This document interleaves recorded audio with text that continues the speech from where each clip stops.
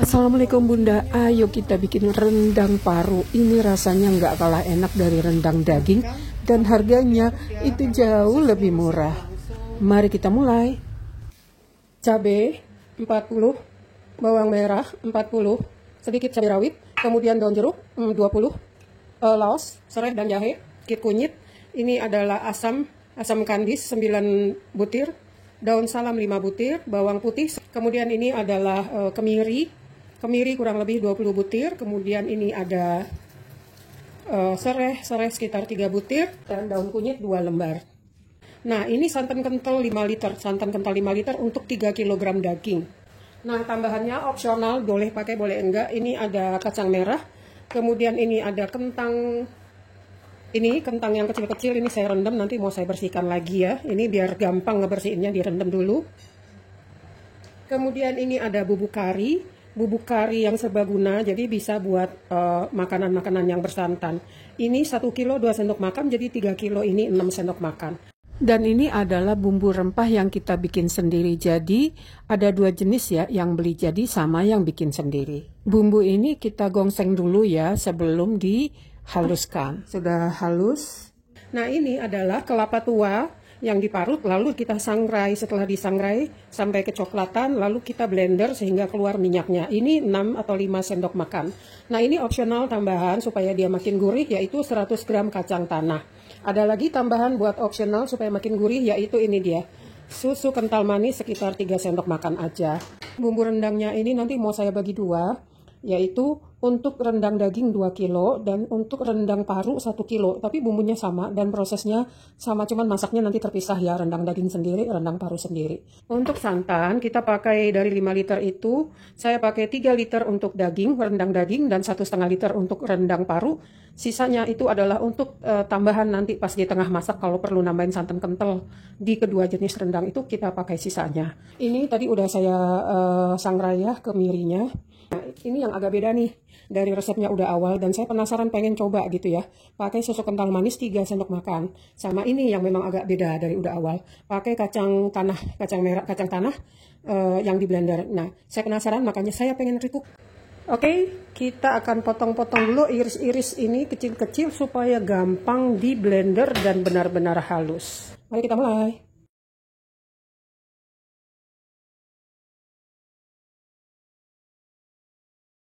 Tambahkan air, udah gampang di blender. Setelah itu kita tumis. Sudah di blender halus, kita mau tumis. Tapi karena tadi ngeblendernya pakai air, jadi airnya disusupin dulu. Baru nanti tinggal ditambahkan minyak. Nah, ini airnya sudah mendidih dan sudah nguap berkurang sebagian. Sudah bisa kita tambahkan minyak. Kita tumis. Kurang lebih minyaknya 100 ml. Api kecil, jangan gosong. Lalu kita masukkan daun-daunan, kunyit, daun salam 5 lembar, daun jeruknya masuk semua, asamnya masuk. Ini belum ada garam ya.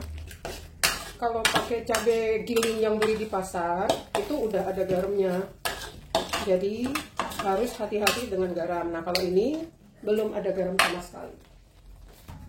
Serai. Oke, semua sudah masuk kecuali bumbu rempah bubuk dan kelapa sangrai. Sampai benar-benar matang tumisannya. Wangi banget dan bersin-bersin. Jadi ini mesti benar-benar matang dan perlu waktu dan kesabaran. Hati-hati jangan sampai ada gosong di bawah, di dasar, karena nanti rendang kita jadi bau sangit. Jadi harus terus diaduk bawahnya, jangan sampai gosong.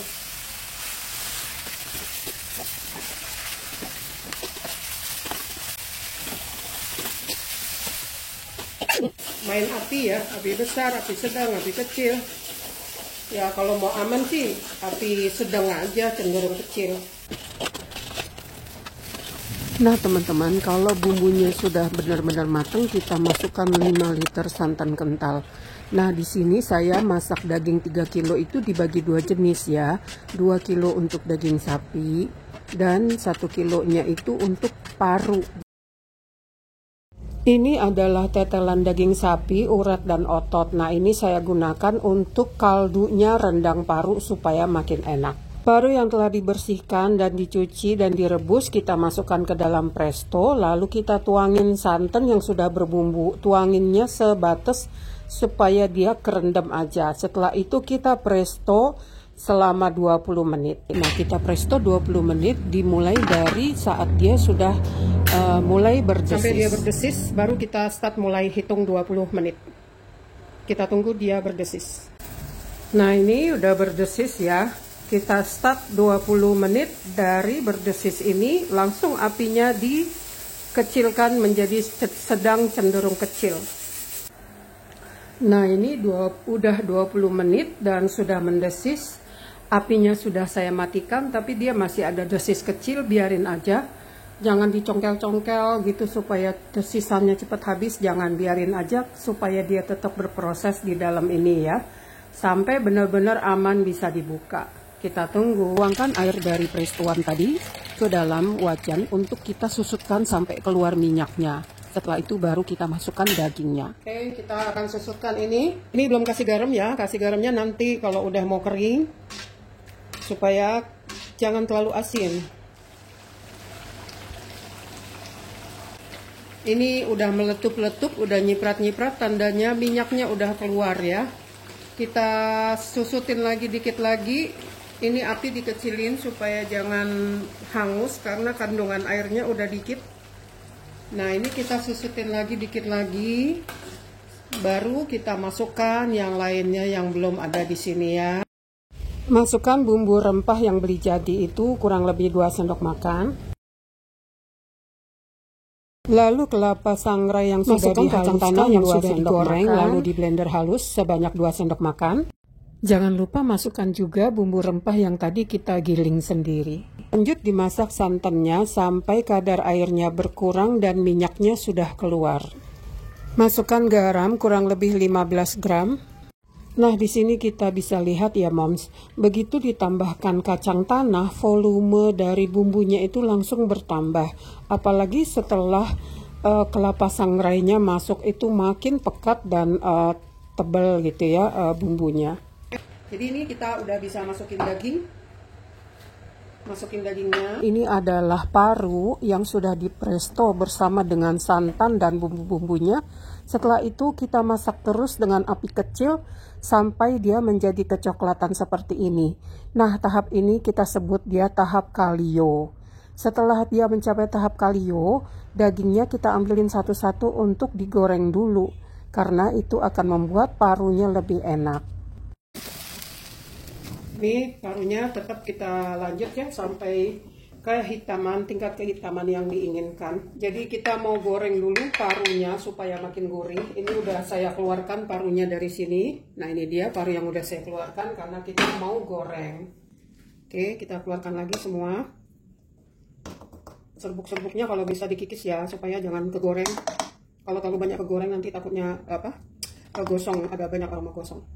Sebenarnya kayak gini aja, nggak usah digoreng, itu udah enak. Tadi saya udah cicip, dia udah empuk, digigitnya udah nggak susah ya, dan udah gurih, manis, udah pas lah semuanya.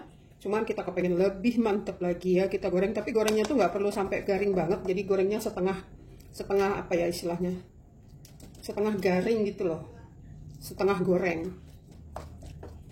Oke, ini sudah semua kita angkat. Ini terakhir ya, gorengan terakhir. Gorengan yang tadi, yang pertama udah saya masukin sini, sekalian diaduk biar rata. Nanti kita mau masak lagi supaya bumbunya merata, gabung sama dagingnya. Tunggu yang terakhir ini lah. Matikan. Angkat.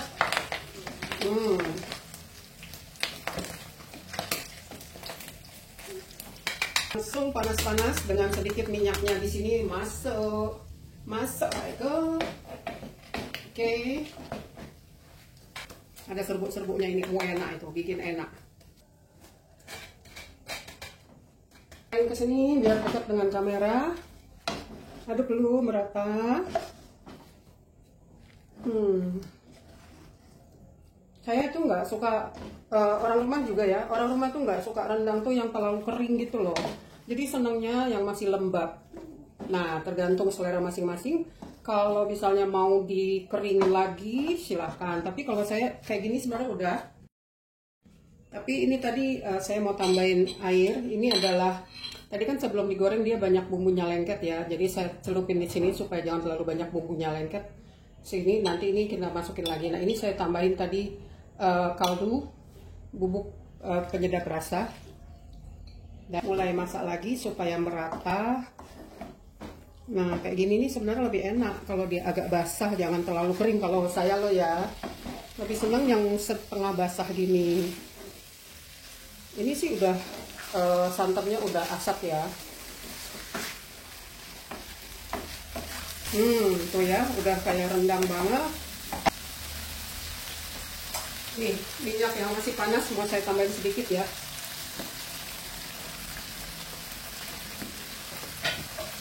Minyak yang tadi bekas goreng paru itu kan wangi dan gurih. Masukin lagi sedikit aja supaya dia makin mantep. Dan minyak itu akan menggoreng si bumbunya. Sehingga bumbunya juga jadi gurih. Dikit lagi menjelang diangkat. Biar minyaknya menggoreng dulu bumbunya. Supaya bumbunya makin gurih dan wangi.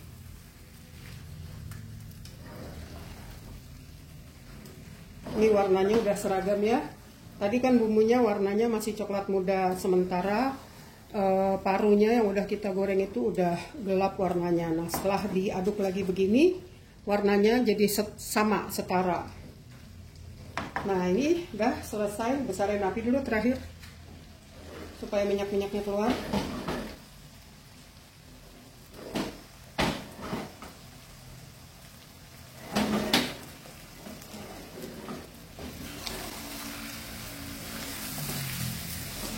Matikan sambil tetap diaduk ya, karena prosesnya masih berlangsung. Dah mantep lah tuh. Wanginya, rasanya tidak kalah dengan paru daging, saudara. Tapi kalau dari harga, ini paru sekilo saya beli di supermarket daging 40 ribuan. Imagine ya, sementara daging di supermarket daging 110. Sementara parunya 40 ribuan. Jauh banget kan bedanya, sementara rasanya sama-sama enak. Oke, kita harus jadi smart mom, ibu yang smart.